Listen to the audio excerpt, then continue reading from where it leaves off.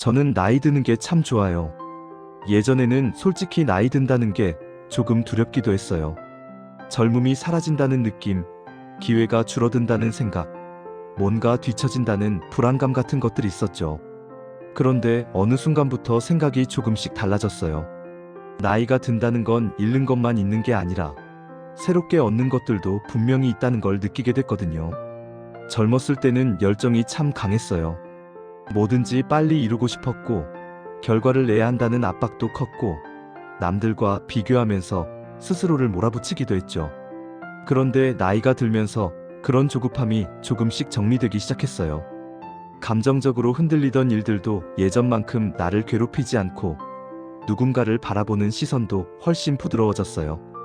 예전에는 판단부터 앞섰다면 지금은 이해하려고 하고 공감하려고 노력하게 되더라고요. 아, 이게 나이 드는 맛이구나. 이런 생각이 들었어요. 요즘은 100세 시대라고들 하잖아요. 오래 사는 건 축복이기도 하지만 동시에 불안이 따라옵니다.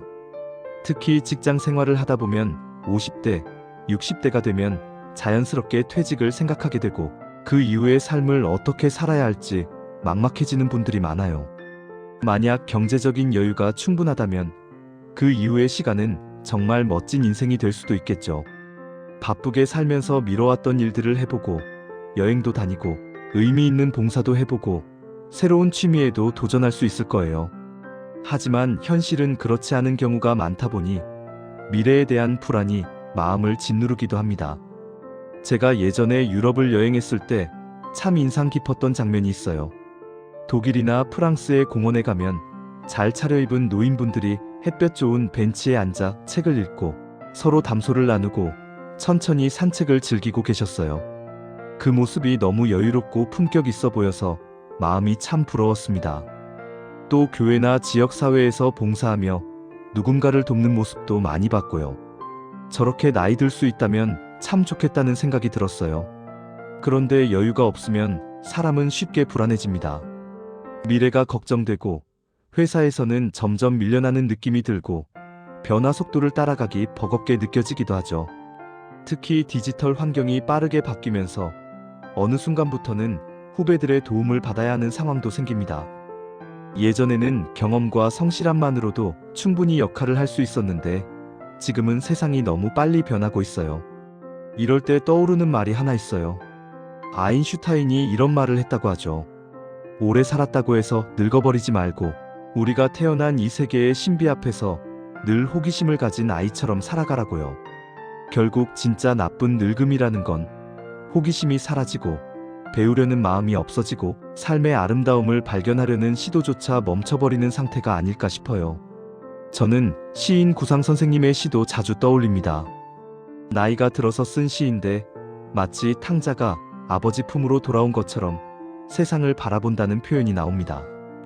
젊었을 때는 성과와 업적, 경쟁의 눈으로 세상을 보았다면 나이가 들면서 비로소 세상의 작은 것들까지 천천히 바라보고 놀라고 감사하게 된다는 거죠. 창밖의 햇살, 바람에 흔들리는 나뭇잎, 베란다의 작은 화분 하나까지도 새롭고 신기하게 느껴지는 시선 말입니다. 저는 이런 놀람의 능력을 유지할 수 있다면 나이 든다는 건 정말 아름다운 일이라고 생각해요. 그런데 현실의 직장은 여전히 생산성과 효율, 창의성을 요구합니다. 젊은 세대에 비해 속도가 느려지고 새로운 기술을 익히는데 시간이 더 걸리고 자연스럽게 비교 대상이 되기도 하죠. 그래서 나이가 들수록 스스로를 지키기 위해 더 조심해야 할 부분들이 있습니다. 첫 번째는 교만입니다. 자신의 경험과 지식만으로 다른 사람을 판단하려는 태도죠. 내가 해봐서 아는데 예전에는 이렇게 했어라는 말이 습관처럼 나오는 순간 우리는 이미 배우기를 멈춘 상태일지도 모릅니다. 어떤 수도원의 규칙에는 가장 나이가 어린 사람의 말도 경청하라는 조항이 있다고 합니다. 아름답게 나이 든다는 건 가르치려는 자세보다 배우려는 자세를 더 많이 갖는 것 아닐까요? 두 번째는 시기심입니다. 누군가의 성취를 보면서 기쁘기보다 불편함이 먼저 올라오는 마음이죠. 그 사람이 이룬 성과가 내 몫이 아니라는 이유로 속상해하는 감정입니다.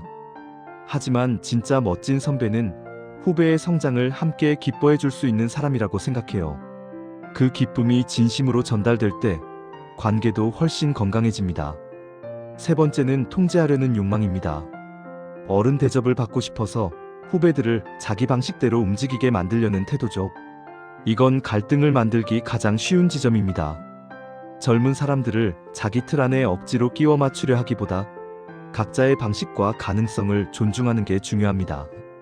네 번째는 편안함만 추구하는 태도입니다. 힘들고 어려운 일은 피하고 좋은 일만 하려는 마음이죠. 좋은 어른이 되기 위해서는 오히려 반대가 필요할지도 모릅니다. 불편한 자리에도 기꺼이 참여하고 책임을 나누고 공동체를 위해 수고하려는 마음 말입니다. 나이 든 사람들에게는 분명한 몫이 있다고 생각합니다. 젊은 사람들이 아이디어를 내고 활발하게 움직일 때 그 에너지를 응원하고 함께 기뻐해주는 역할도 중요합니다. 동시에 전체를 바라보는 시선으로 방향을 잡아주고 놓치기 쉬운 부분을 채워주는 역할도 필요합니다. 저는 함께 일하는 젊은 동료들을 보며 늘 감탄합니다. 빠른 판단력과 새로운 아이디어는 정말 대단해요. 제가 할 수 있는 역할은 그 과정이 너무 조급해지지 않도록 전체 흐름을 살펴보고 조금씩 균형을 잡아주는 것이라고 생각합니다.